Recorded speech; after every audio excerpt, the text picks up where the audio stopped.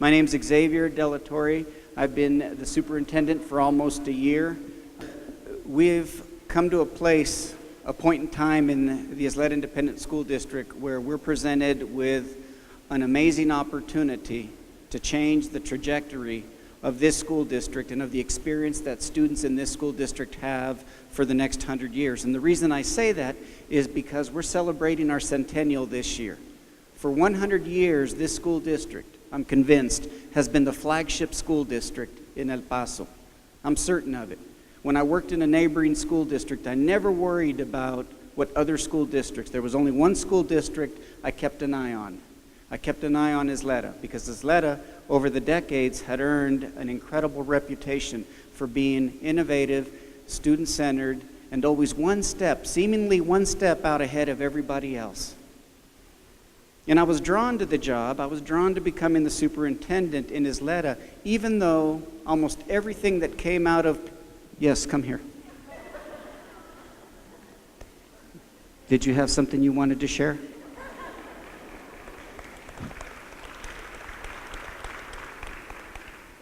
He's excited.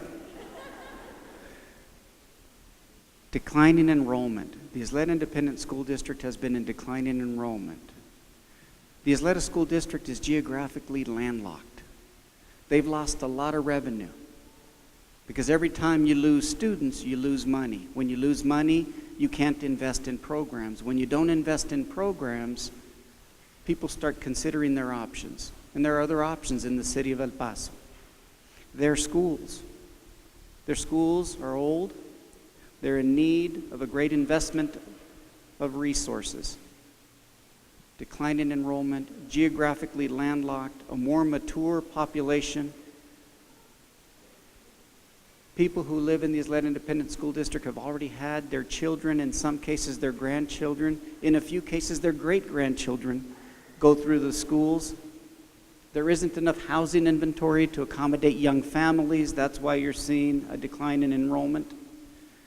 And all of that's true, and yet it still presents a great opportunity for all of us to reinvent, to resurrect this great school district. And that's what we're going to talk about tonight. But let's, by the way of backdrop, go back to our realities. Back in the spring, the board had the foresight, the wisdom, to initiate two studies. The first study focused on student enrollment and whether or not our enrollment would continue to decline, to decrease over time, and by what degree. And so we worked with a group called the Templeton Group, and they studied the district, and what they found was the following, that for the last 25 years, this school district has been in a pattern of declining enrollment. In 1988, the pinnacle, the high point of the Ysleta Independent School District, there were over 50,000 students in this school district. At the time, there were 50,008 seats in the school district. Today, there are 42,500 students in this school district. We've lost nearly 8,000 students. We get approximately $8,000, more or less, per student. So if you multiply 8,000 by 8,000, it's a significant impact on the revenue that this school district receives.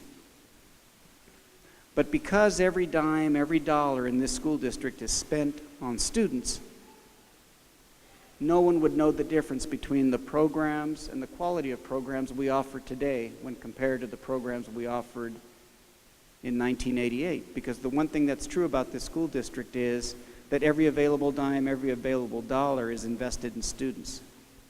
And so we've maintained those programs. We continue to be one of the districts in this area with the strongest academic program. We make a greater investment than most school districts in our visual and performing art programs. We have a robust, and this year, a very successful athletic program that continues to perform well on the field or on the court. We're doing terrific things. We're doing much, much more with much less.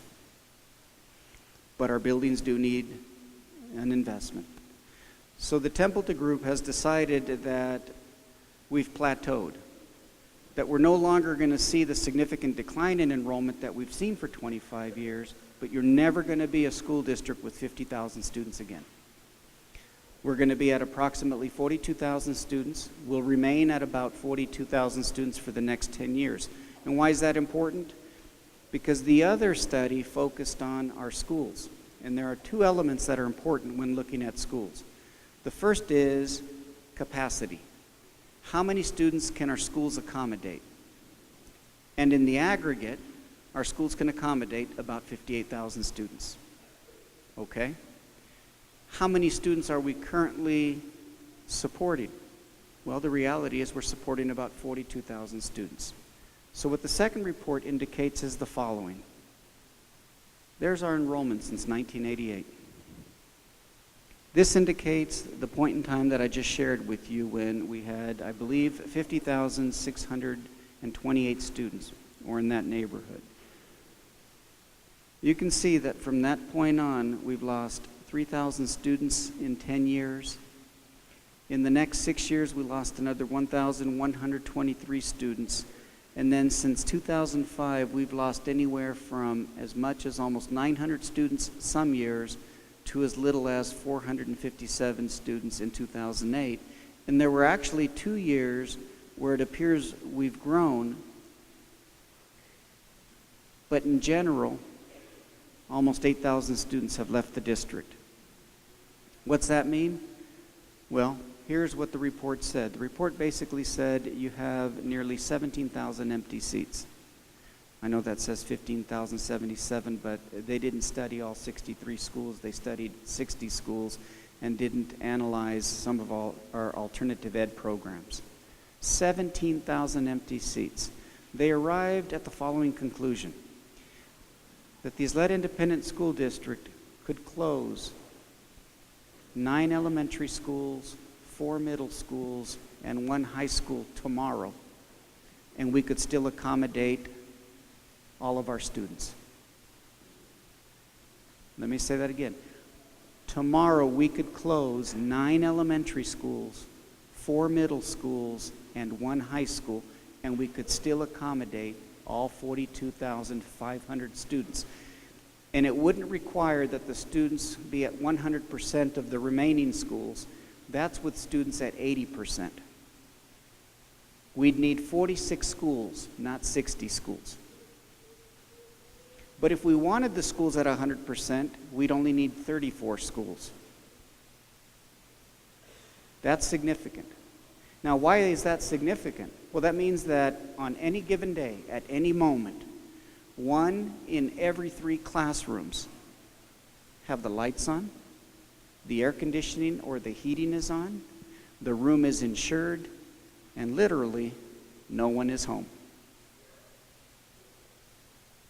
So to operate the 14 schools that we don't need, we pay a little over $1 million per school. So it means we pay $15 million every year to operate 14 schools that are empty. So that's the first part of the story. Now, remember that. 14 schools could close tomorrow and we could still accommodate our kids. Let me put it to you one more way. Our district forever has had a culture and a legacy of having 7 separate and distinct learning communities. 1 destiny, 1 family. That's the Del Valle learning community. That's how we identify.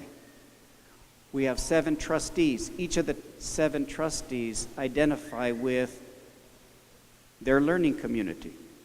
Now, I'm not suggesting that trustees don't look at the district as a whole and don't understand that they have responsibilities and obligations for the whole district. What I'm suggesting is they never forget that they also have and are expected to have a special interest in a particular learning community, their learning community. So not all trustees, but I have trustees that refer to my high school, my middle school or middle schools, my elementary schools. It gets better. My teachers, my principals, and my parents. So that's part of who we are. That's part of our tapestry. That's part of our culture. But when you have almost 17,000 empty seats, it means that you could eliminate an entire feeder pattern. You could eliminate all of the elementary schools in the Riverside feeder pattern, their middle school, and their high school. And again, this is just for illustrative purposes. Don't go out and tell anyone that we're going to eliminate the Riverside High School feeder pattern. The reaction might be a little unpleasant. But you could, and you could still accommodate every student. So again, that's one element. Here's the second element. Of those schools, whether we decide to use the schools we need and include the schools we don't need, the report indicated, after a very comprehensive analysis, that most of our schools need a significant investment of resources to repair and replace everything we know is wrong with the school today and for the next 5 years. And it's important we understand that we're talking about, when I start talking to you about the investment that your schools need, and later on we're going to focus strictly on your schools, we're not talking about repairing the schools so that they last another 25, 30, 40, 50 years. I'm talking about the investment required to take care of what we know needs to be repaired and replaced this year and for 4 more years. That in 6 years we'd have to revisit the school because there would be other issues that would have surfaced that would require the investment.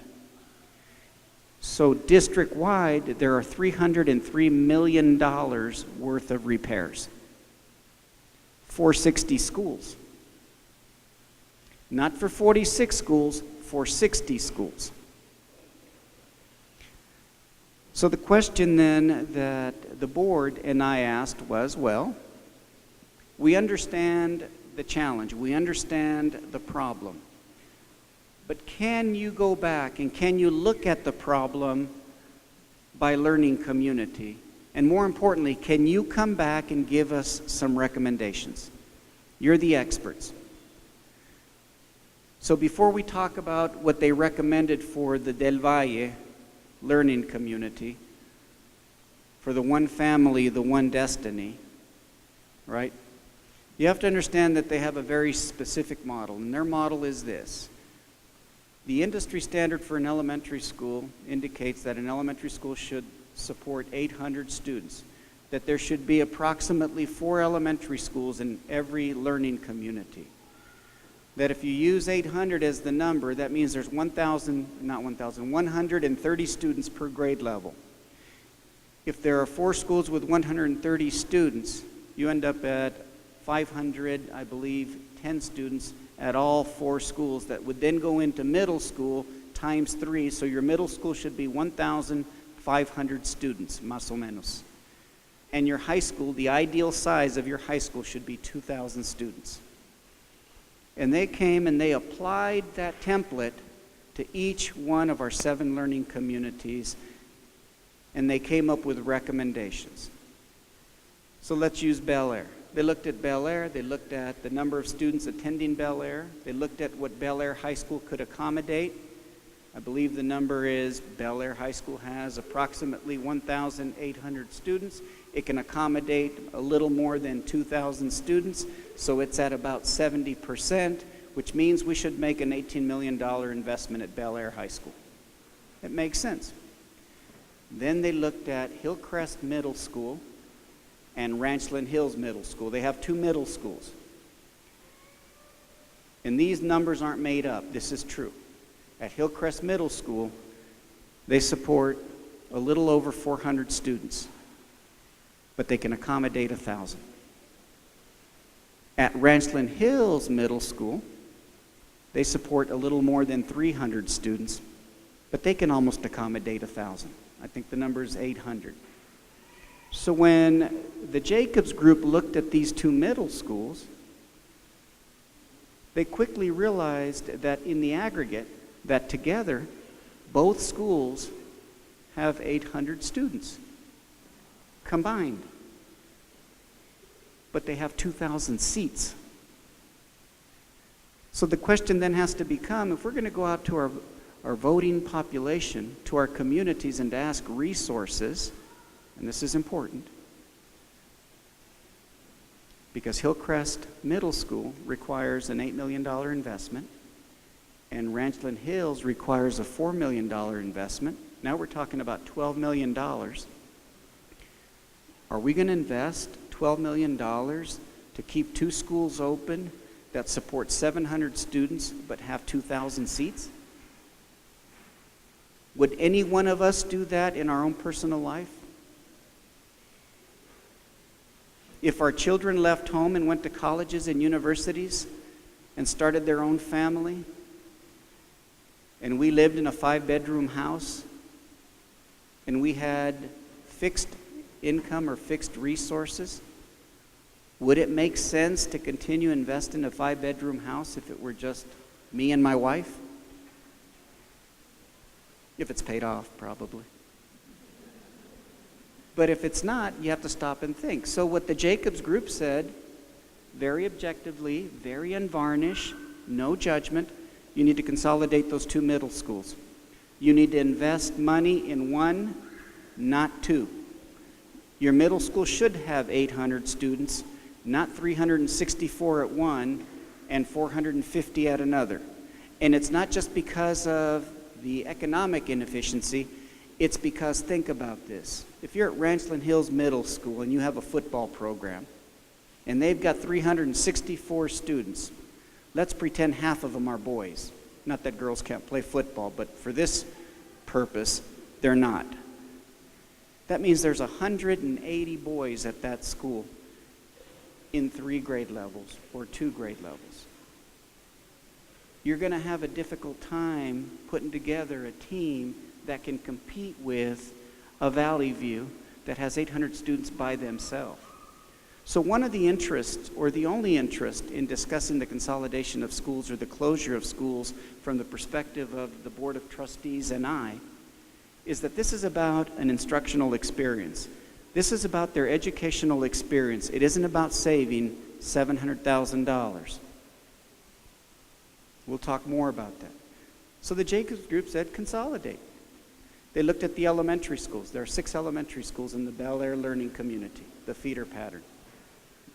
Same thing. They've got empty seats at all 6 of those elementary schools and could support all of those children and the children for the next 10 years in 4 schools. Or we could look at what it would cost to support those schools, ask for that investment, and know that we're asking people to pay for homes where 1 in 3 rooms are empty because we want to pay for the utilities, the energy, the insurance, and everything else that comes with that. And that isn't being a good steward of our taxpayers' dollars. So that's the problem before the board and their superintendent and our team in the Ysleta Independent School District. What do you do? Let's look at Del Valle. So first, here's what it looks like district-wide. 73% of the seats in our district have a child in them. According to this, 15,077 are empty. As I said, there's 3 schools that aren't included in the study. The number's closer to 17,000 empty seats. If I look at just the high school, every 2 houses represent 1,000 students. So if we go ahead and accept that schools should be at 2,000, here's 1 high school, 2 high schools, 3 high schools, 4 high schools, 5 high schools, 6 high schools. We don't need any additional high schools. But we have 7 high schools. Middle schools, same thing. 61%. That means 40% of the seats in our middle schools are empty. Look at this number right here. 4,478 empty seats. What size did I say a middle school should be? About 1,500. How many middle schools can you fit in this number?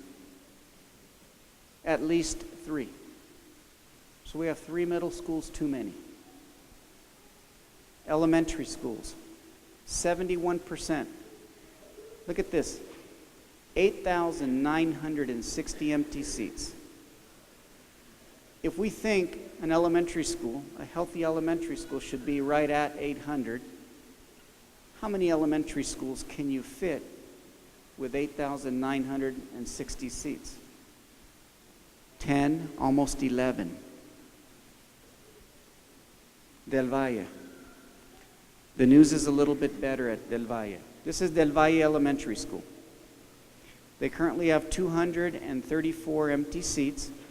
That means that they have a 34% vacancy. Now, what makes this okay, you see this figure? Del Valle Elementary School is a brand new school. It doesn't require any investment. It's one of our best schools in terms of facilities and being a modern 21st century state-of-the-art school. It's what we want for all children. Lancaster, 35% empty, 281 empty seats. It needs an investment of $2.8 million. We need to invest in that school. LeBaron, 637 empty seats. Cost $5 million.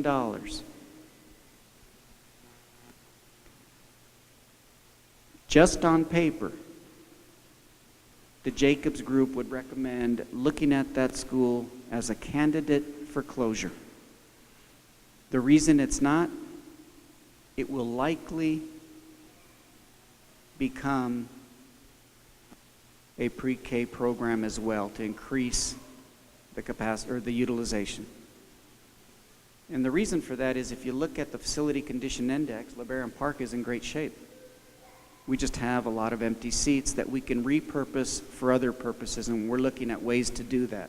So we'll likely recommend to the board that we go ahead and make the investment in LeBaron Park Elementary School if we can secure the resources. Mission Valley. Let me tell you about Mission Valley. Very successful school, great leadership, great teachers. Kids are having a good experience. That isn't the problem. Mission Valley has the distinction of being the absolute worst school in the entire district in terms of facilities. They suggested that Mission Valley is close to being a candidate for condemnation. Any one of you who are familiar with Mission Valley know that you can tell what the weather's like outside without going outdoors or looking through a window. You simply look through the crack in the corner of the building for sunlight. This school right here needs to be replaced. Needs to be replaced. Presa, 151 empty seats, not too bad, about a 74% utilization, but it does require about a $4 million investment. Now, before I go to middle schools and high schools, let me tell you what that money represents. New roof, refrigerated air for all children in our elementary schools, middle schools, and high schools. New ceiling, new paint, new tile, new carpet, new electrical systems, new mechanical systems, new windows, new doors, new door hardware. One of the things I'm most excited about, a safety and security vestibule. That means that at the entry of all of our elementary schools, we'd like to introduce a security system that will require parents or anyone else to either be admitted in electronically or swipe a card to get access just to the front office. In this day and age, with all of the things that are happening across this country, the safety and security of our student has to be the #1 priority. There can only be one point of entry in our elementary schools. But to do that, and to do it in a practical way, will mean introducing technology that will require parents to register and receive swipe cards, in many cases, to get access just to the front office. That isn't access to classrooms, that's not access to the cafeteria or to the playground, but simply to go in and talk to people in the front office. It's not to be unfriendly, it's not intended to be distant, but we all know that the single most important thing when I go to work in the morning is that my 4 children who attend the Ysleta Independent School District are safe. And at present, while our principals work very hard to secure every door at every elementary school, middle school, and high school in the district, there are times when children or others walk out a side door, a back door, and don't close the door completely. And that creates problems. We need a system like that in all of our elementary schools. So all of those are the things that money includes. But the two big ones are the safety security piece and the fact that while many people may think refrigerated air is a luxury, I suggest that if you're in one of our schools during the month of August and September, it would be hard on some days to make a case that our learning environments are conducive to learning. Kids are hot, they're tired, they're sweating. Teachers are hot, tired, and sweating. And it is, I believe, having at least some impact on the instructional environment. Refrigerated air is not a luxury. It's what 21st century schools have. So, again, what's central to this discussion isn't about saving money. It isn't about painting schools and making them look attractive. It's about introducing new learning environments that kids need to compete in a world that is far different than the world that welcomed you and me. They need modern technology, emerging technologies. They need to learn how to collaborate, cooperate. They need to be resilient, demonstrate resolve. We need to reinvent the learning environment in this school district, which means in many cases reinventing schools that were built in 1928, 1933, 1942. Let me give you an analogy. There are a lot of people out there. Well, that's not true. There's not a lot of people out there, but there are people out there that get a great deal of satisfaction taking old cars from the 20s and the 30s and the 40s and the 60s, investing a lot of resources in old cars and restoring them. Am I right? You can take the 1954 Corvette from the salvage yard, you can bring it home, and if you have the resources, you can make that car look like it looked when it sat on a showroom floor at the Chevy dealership in 1954. But folks, it's still a 1954 car. I'm still going to have to roll the windows up and down like this. My seats don't heat. There is no power steering. And when I'm lost, and believe me, I get lost a lot, there is no GPS. So we can do that, but that isn't the goal. The goal isn't to paint up schools and then shackle our children to a school that was built in 1928 so that they can have a 1928 experience. A 1928 experience isn't going to help that child in the 21st century. We've got to invest in our schools so that they prepare our children for that very different world. And right now, teachers, administrators, support staff, everybody is bending over backwards to try and overcome that. And in many cases, they are overcoming that because we continue to outperform school districts all over the city with a lot less than they have. Our motto should be doing more or doing the impossible with almost nothing. And that just can't continue. Sooner or later, parents are going to be seduced by the idea that in school districts like Socorro and Canutillo and in some parts of El Paso, kids have brand new facilities with all of the amenities you can think of, and they're going to start wondering whether or not their children are at a disadvantage for going to the Ysleta Independent School District. And there can't be that manifest destiny or that predestiny that suggests that just because you were born in one of our zip codes, you shouldn't have access to the same experience as children have in other school districts. That's what this is about. It's about the rebirth and the resurrection, the reinvention of this school district so that, like it was the first 100 years, it will continue to be the model, the gold standard for the next 100 years. That's the motive in this particular conversation. Let's continue. Camino Real.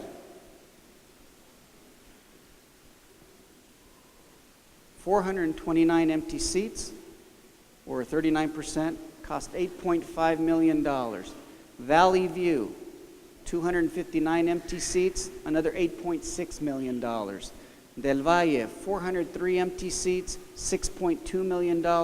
And here's the entire Del Valle learning community. 69%, which is a lot like the rest of the district, and we can currently accept in the Del Valle learning community 2,538 new students.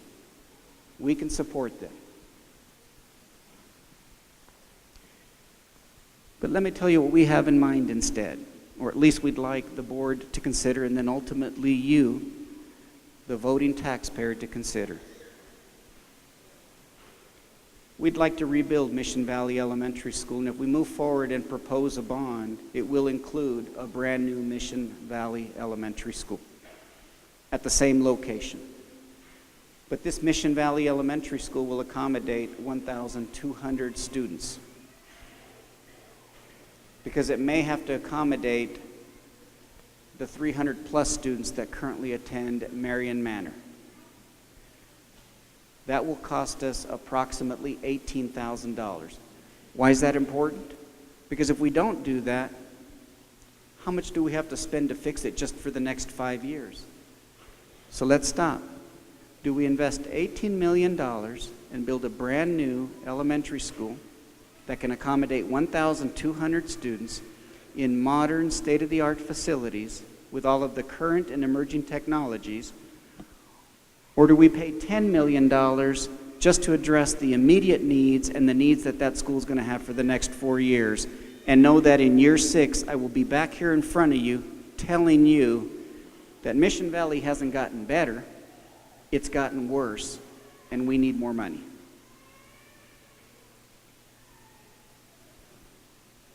In these cases that I'm sharing with you, we've gotten to that point where, does it make sense to keep taking the car to the auto dealership every time something new breaks, and then figuring out at the end of 1 year that you've invested $6,500 on a car that's valued at $8,000? Or might it make better sense to just go ahead and buy the new $9,000 car? Our recommendation will likely be, for the board's consideration, that we build a brand new Mission Valley Elementary School and go ahead and spend the $18 million and accommodate not just the Mission Valley students, but possibly the Marion Manor students. That's one bit of information that I want you to be aware of. The other has to do with these two schools. Do we spend $17 million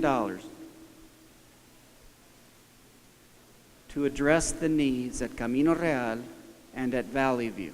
$17 million to address the needs that both of those schools have for this year and 4 more years?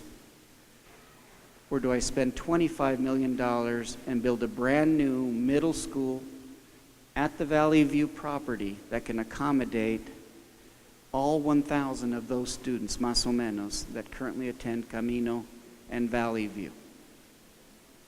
Do I build them a brand new facility for about $8 million more that includes anything you can imagine, but that also has the benefit of, again, more robust athletic programs, more robust visual and performing art programs, extracurriculars and clubs, because now you've got a solid group of 900 middle school students who all know they're one destiny, one family. You can begin running Coach Peralez's offense in the 6th grade because you've got all of the athletes, student athletes from both Camino and Valley View attending the brand new Del Valle Middle School.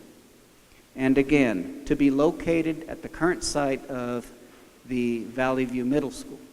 And we're fortunate in that that site is so large, we can actually build both of these schools without disrupting or interrupting the students that are currently at those 2 schools by building them in the back. And then once we complete the schools, we'll tear down the current schools and we'll build all of the athletic facilities and playgrounds and driveways on the front end so the kids aren't as close to North Loop as they are now. That's a perfect storm. I hope that was a good analogy. So it's a good thing, right? I got ahead of myself because I was pushing the button. I was excited.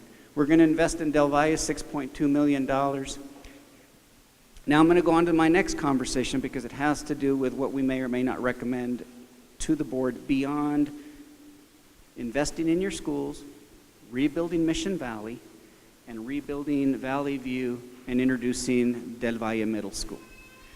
When the Jacobs group went out, they didn't look at anything other than the schools. So we convened a facilities assessment committee made up of your peers, stakeholders in your learning community, and in every learning community. There were 49 of them. Each trustee nominated 2. So there were 2 that President McLean nominated from the Del Valle area, and then there were 5 that principals and others nominated because they knew these people were influential, very involved, very engaged, and cared deeply about what happens in this learning community. And they went out and they took a position of trust but verify. So they read the Jacobs report, and it sounded like a parade of horribles. There was nothing good in it. So they got on buses for 6 weeks, and they went out and they visited every one of the schools in our school district, and they came back and they said 2 things.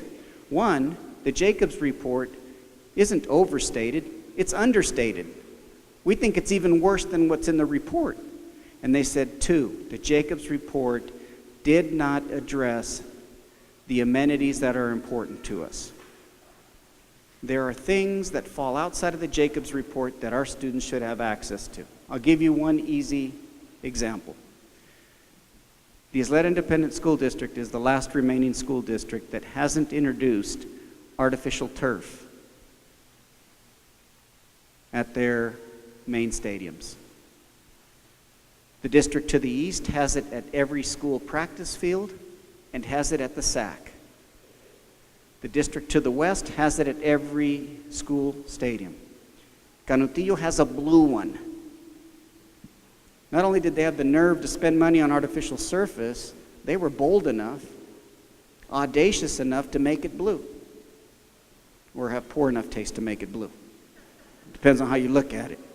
There's no one here from Canutillo. Because what they would say is, Canutillo did pretty well in football this year. Point taken. Why aren't student athletes and members of the band and members of the soccer team, why haven't they been given access to that same artificial surface when we know that the environment in El Paso sometimes is not conducive to grass? When we know that we spend $450,000 a year, every year, to resurface our existing football fields, when we know that there are issues around water conservation, when we know that there are issues surrounding concussions and other injuries that can, research suggests, be reduced by providing them with the latest artificial surface, why are we still asking our student athletes to play on uneven, poorly, the grass is not the big fluffy stuff that you get in California or in Florida or other parts of the world. Why shouldn't our students have access to that? And so we asked the Facility Assessment Committee to be patient with us, and we introduced 3 subcommittees. One that went out and studied all of our athletic facilities and programs, one that went out and studied all of our visual and performing art programs, and one that looked at our district in terms of our health surrounding technology. They came back, and here's what they said. We called it the Equity and Enrichment Subcommittees. In athletics, they said, we want you to remodel, rebuild gymnasiums, locker rooms, and expand training rooms at both high schools and middle schools, but we really want you to reinvest in our auxiliary gyms. They said, you need to upgrade the lighting, scoreboards, and sound systems in all of our indoor and outdoor facilities.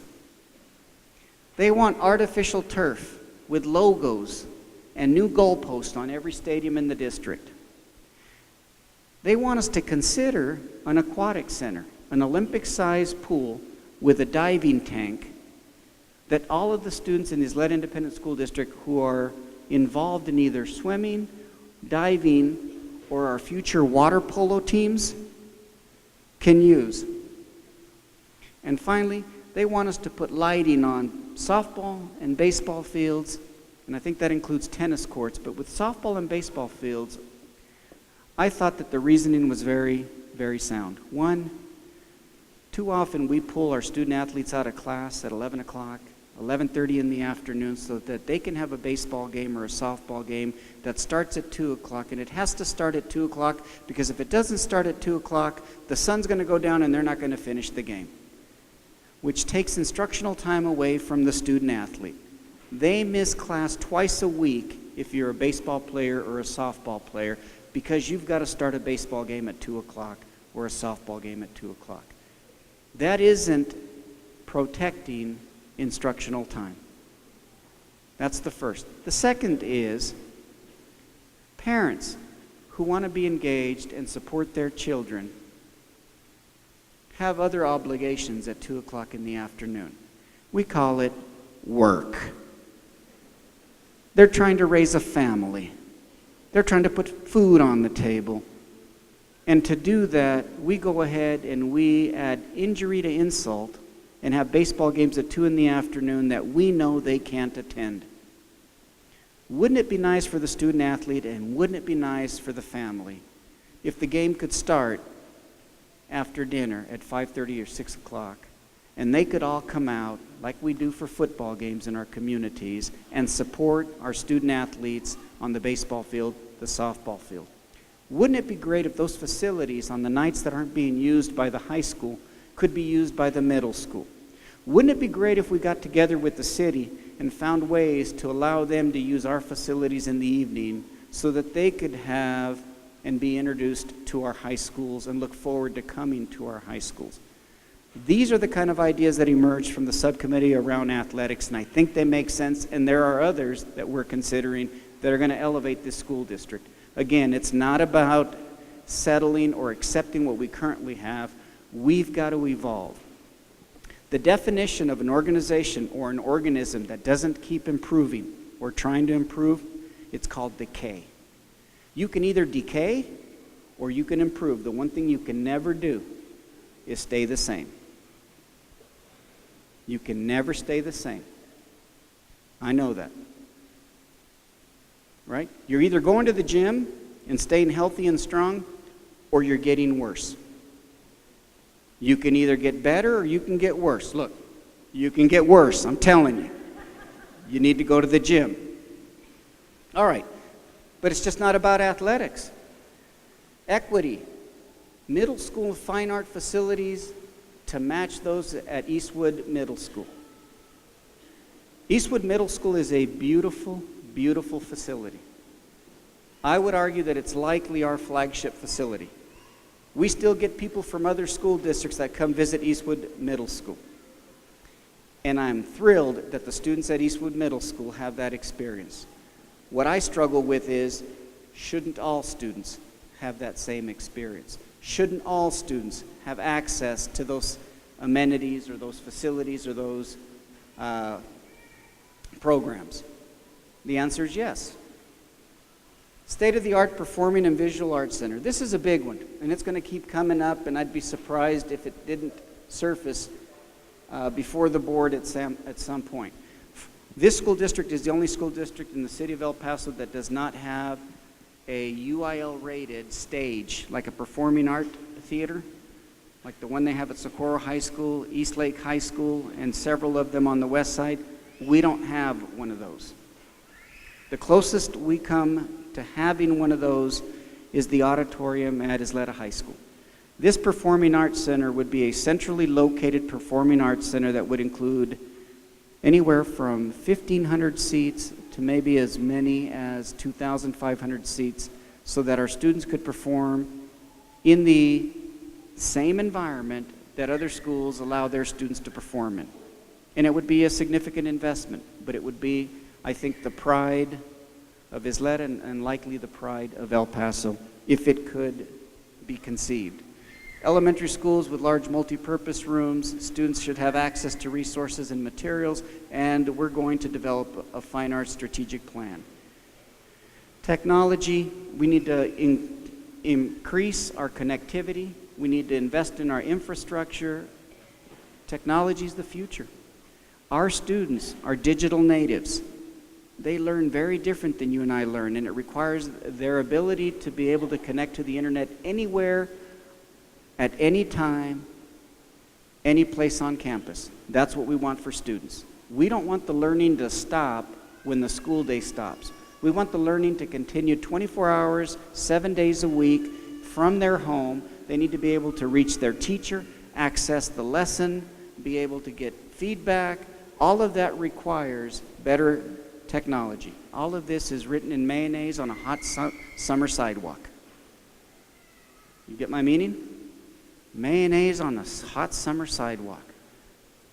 That means it can go away, because what's unique about this situation is that the superintendent doesn't ultimately make a decision as to whether or not we invest money to do this. The Board of Trustees don't ultimately make a decision as to whether or not we invest money on all of this, because what we're talking about is likely in excess of $360, $370 million. Could be as high as $420 million. Could require a significant increase in a property tax rate of as much as 8-9 cents. We don't know yet because we haven't really taken a look at it. That means, if it were 8 or 9 cents, that means that for the average homeowner in our district, it would likely require an increase in property tax of $7 or $8 more a month to secure $390 million, to change the trajectory and the future of this school district, to make sure that what we've experienced in the first 100 years is only half as good as what we experience in the next 100 years. Here's some other realities. Educators who would arguably benefit from this. Only 1 in 5 educators ever register to vote. And out of the 1 in 5 that register to vote, historically 1 in 10 actually vote.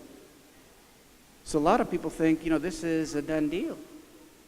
If the teachers carry this, if the administrators carry this, we can have this for our children. It would certainly help. But if history is indication of future, 1 in 5 teachers will register to vote, and 1 in 10 will actually vote. Not 1 in 10 teachers, 1 in 10 of the 1 in 5 that registered to vote. So it's an uphill climb, but it's just as easy to think big as it is to think small. I didn't come to Ysleta to think small. We want to reinvent this. We want to take our rightful place as one of the premier public education systems in the state. You have to think about these kind of investments and making these kind of sacrifices for the next generation of students. At this time, I'd like to entertain any questions that any of you may have. Right up there.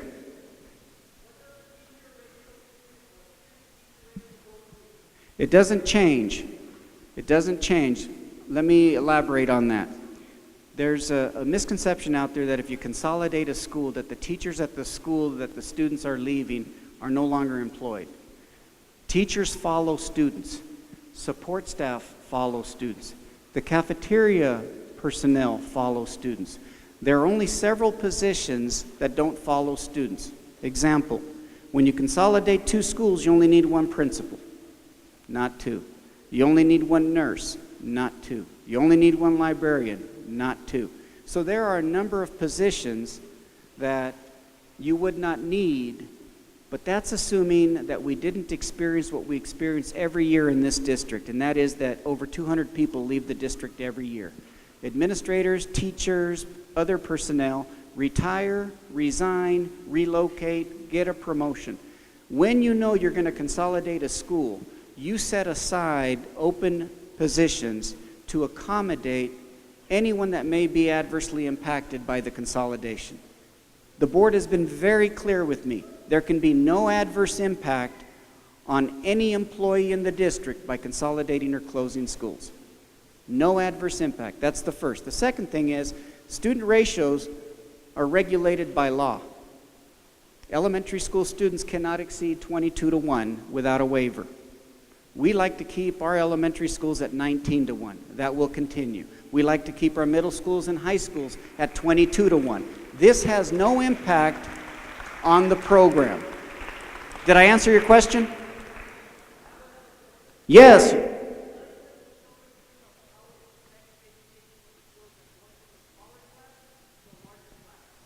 Here's what the research says. Neither. There's no research to indicate that class size reduction increases academic achievement unless classes are tiny, 8 to 1, 9 to 1, or classes are excessive, 35 to 1, 40 to 1. Then you do see an adverse impact on one end and a detrimental impact on the other end.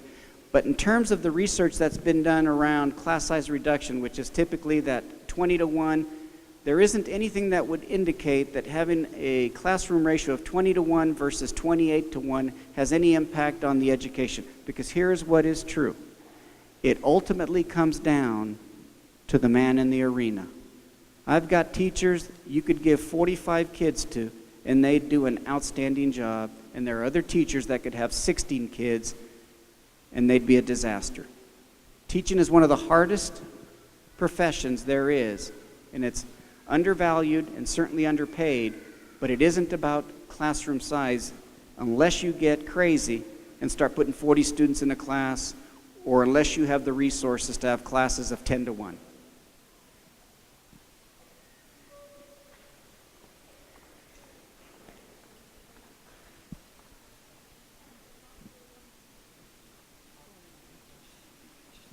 If you consolidate Mission Valley with Marion Manor students, the Marion Manor students who walk to school are now, how are they going to get to Mission Valley? Because of the distance? Yes, every student that currently attends Marion Manor and that lives in the Marion Manor attendance boundary, we'd provide transportation. It's 18 minutes. We've had the Director of Transportation take a look at it. It would take them about 18 minutes to get from a general Marion Manor neighborhood to Mission Valley. And again, that's just being discussed. Right. Well, does that mean you're going to have to invest in more buses? It is, but did you notice that gas is at $1.89? You don't think it'll stay? No. And No. I'm thinking of the people from Del Norte Heights who go to Ranchland, and if you move them to Hillcrest, you're asking a lot of transportation. Yeah, I'm not moving Del Norte students to Ranchland or to Hillcrest. What I'm suggesting is that if I consolidate Hillcrest and Ranchland Hills, they would be consolidated at the Ranchland Hills Venado property, which is located right in the middle, assuming we do that. And by the way, we have an idea, and the idea would be that we would repurpose. Tell me what you think of this idea. And again, written in mayonnaise. What we'd like to do is we'd like to open the city's first single-gender young women's leadership academy at Hillcrest. A 6-12 program for young ladies only, 120, 25 young ladies per grade level, with an emphasis on STEM and college admittance rates, making sure that 90% of those young ladies get into colleges and universities, but it would be a single-gender experiment. Do you think parents would be excited about an all-girls STEM program at Hillcrest? And I don't mean just the parents in the Ysleta Independent School District. This is going to be a one-of-a-kind academy for young women, away from all the pressure that comes with being in school with young men. Can't trust those boys. I'm just kidding. More questions, please. Yes. Once the bonds get approved, who approves where the locations of the new beautiful facilities are going to be? I can tell you the locations today, because we're not going to buy any new land. We're going to use existing land. So for example, Camino Real, Valley View, consolidation, brand new middle school, Del Valle Middle School, at the Valley View property. You're talking about like the new auditoriums, The Performing Arts Center. Performing Arts Center. The proposal is that it would be on Alameda, where the fine arts facilities are at now. Right there on the Alameda, we'd have a new auditorium with rehearsal rooms and so on and so forth. If we decided to pursue the aquatic center, the natatorium with the dive tank and some of the other facilities, they would likely be in the Hanks area. We've got a piece of property in mind there. So what we want to do is we want to move them around. Okay, been around, been here a long time. Kids graduated, but now I have grandkids.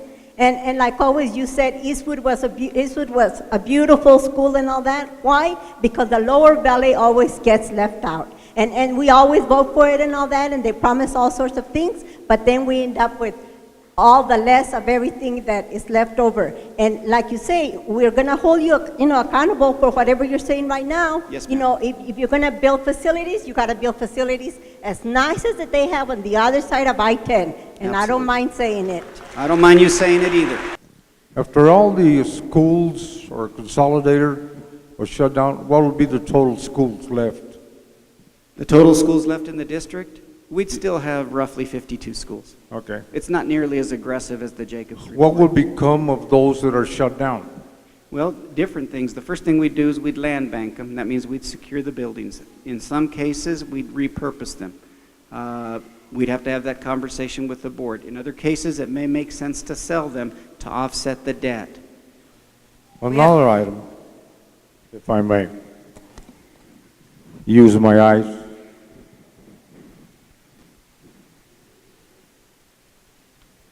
At the prior meeting, you said that surprisingly some of the newer schools were in disrepair.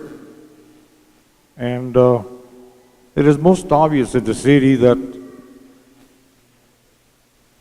any project in all city entities, this city and districts never have enough money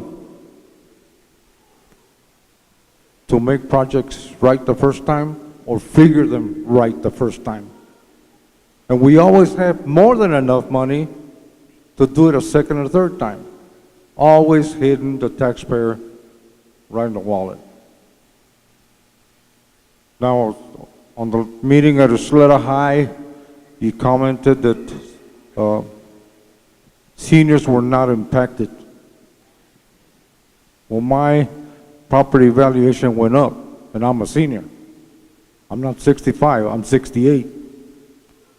My gas bill went up, my insurance, my cable, my telephone, everything went up.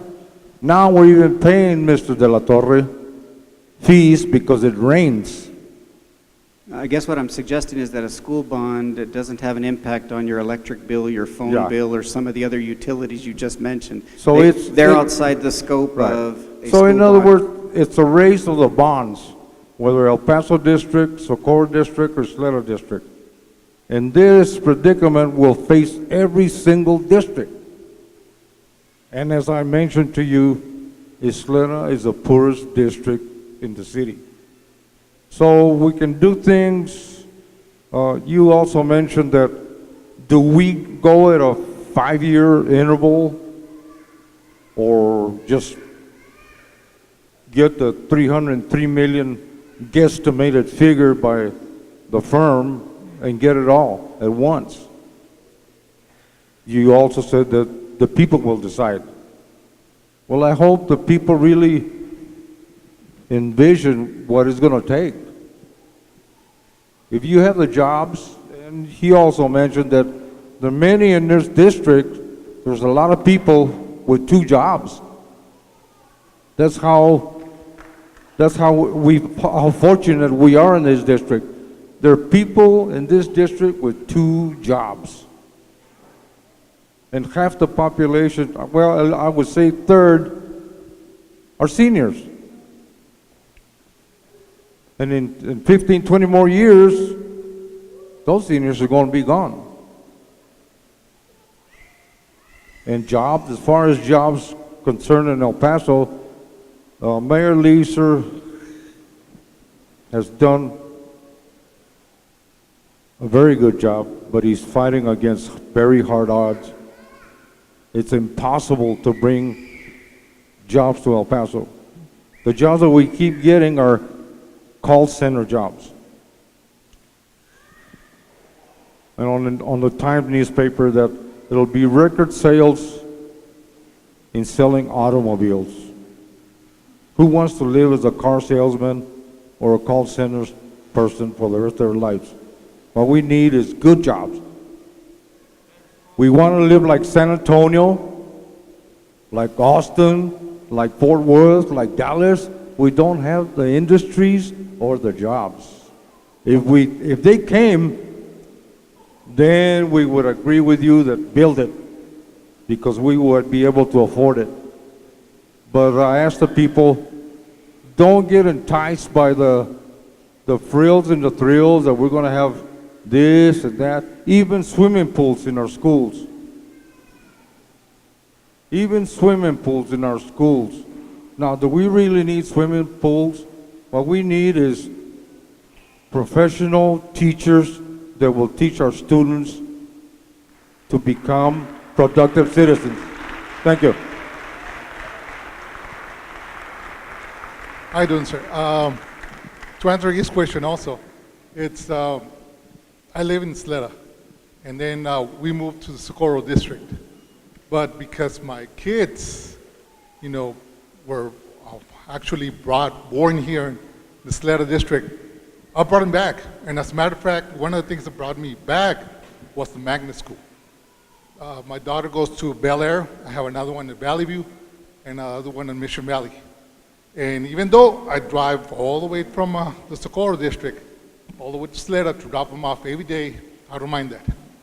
My question to you is this: do you have any future magnet programs, which is the one thing that helping the kids nowadays? If you have the little edge, you can get a better job, better education. So I know El Paso has a lot of magnet schools with different independent programs. My question to you is this: are you going to bring any magnet programs to the schools? Right. That would probably help a lot of kids not to leave El Paso. Yes, it's a great suggestion, and at present, I'd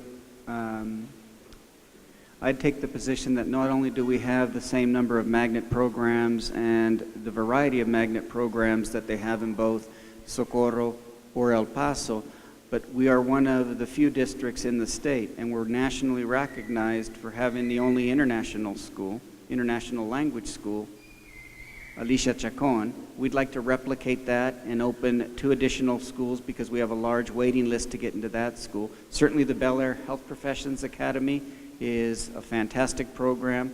In the future, if we continue to see kids interested in that program, we could certainly expand that program. Now, one of the things we have to understand that makes Ysleta unique is we have a very liberal open enrollment policy. That means a student can live anywhere in the district and, if there's room, can attend any school in the district. As well as students who live outside the district can certainly apply and likely get accepted to attend any one of our schools. The way that sometimes works against us is if I implement a new exciting program at one of our high schools or at one of our middle schools, we're going to have students from other middle schools that are already in the district leaving that middle school to go to that great program. And so you're going to have a positive impact at that school, but you're going to have a negative impact if they're leaving all of our other schools. So the only time we benefit from magnet programs from a numbers perspective is when we can attract students from outside the district, because anytime we attract students that are already in our district, they're going to leave some school, and then you leave that school behind half empty, and now you try to find a program for that school, and it becomes sort of a shell game. They move to this school, and then we have a new program, and then they move to that school. So we have to be very thoughtful and deliberate about the kind of magnet programs we introduce and whether all we're doing is moving the deck chairs around the Titanic, right? It's got to be something that's attractive citywide, like a single-gender young ladies leadership academy. That would bring young ladies from the entire city to Hillcrest. But that's a great question. Yes.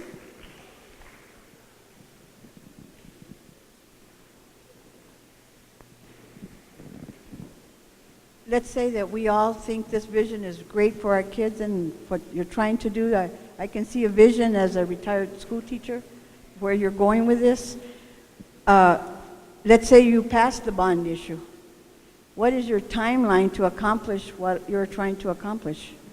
It's another great question. One of the things that we're going to likely have to look at is how do we prioritize 60 different projects or 52 different projects? This isn't something that is going to start and end in a year or 2 years. What we have ahead of us is probably a 4 to 6 year program because we require that much investment, that much attention. So I suspect that a realistic goal would be that we would complete the projects by the year 2020 at the latest.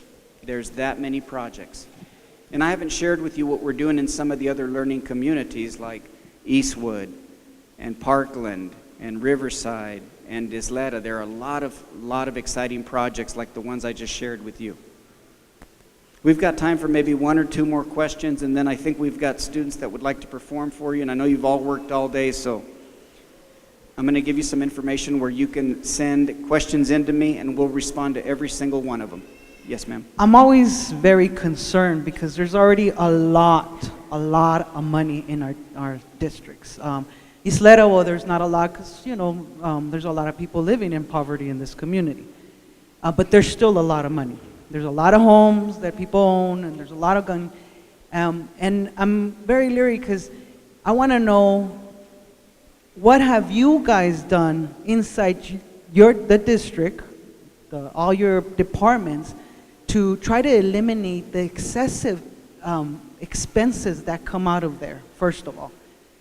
The stories that I've heard, of people who take advantage of the system, there's a lot of I know my compadre, we're brothers from this church, and so I'm going to give them the project, and instead of ordering so many tile, I'm going to double that because it's going to make profit for them. So I really want to know what kind of investigation you guys are doing for that and what you guys are doing to figure out how you can eliminate and maybe bring down the amount of this bond that you want. So it's kind of halfway. Let's meet. You guys are working at it, and we're going to put our effort into it because I think that's very important because we got to be very, very careful in districts all over the U.S., all in the corruption. Let's not lie to ourselves. I one time worked with the FBI agent that worked with the corruptions here in the city, and he said, you need to look at the school boards, and you need to look at the school district to look at corruption. And then I hear these stories of all this money that's being mishandled, our money that's being mishandled. And so I want to hear you say, this is what we're doing to change that. This is what we're doing to eliminate this excessive money that's coming out, and let's meet halfway and make a change. Because I think that's important, and we just take advantage of, let's build this, let's build that, and look at how pretty it is, look at what they have, and look at what they have, let's be like them. But let's stop and think about us as a whole, and in not the 5 years, 10 years, our kids and the kids that come after that, they have a good education, also nice building, but they don't have books that work, that are falling apart. So, and when you look at that priority, I really hope you look at the technology and then move on to athleticism, because I think we really need to work out our minds, and I know we have to also work at our bodies, but I think that's important. I think you're absolutely right. One of the reasons and one of the things that's been brought up is that typically when a presentation like this is made, and it's not right or wrong, but in many cases, the superintendent doesn't make the presentation. The reason that I've always insisted on making the presentation is because you've got to put a face to the commitment. You've got to know who you're going to hold accountable if things don't happen the way they were relayed to you initially. That's me, right? We're going to work with a construction management firm that's going to manage these projects, and it probably, if we were to move forward with it, this would be the recommendation, and it probably makes sense to have a neutral third-party firm coordinate all of these projects so that we don't get caught up with local politics and then allegations of misappropriation of monies or mismanagement of monies. In terms of the district, we've already taken a number of steps to right-size the district by being very thoughtful and deliberate in terms of how we currently spend our resources. But the reality is we don't have the resources it would take to address all the needs that I just described to you.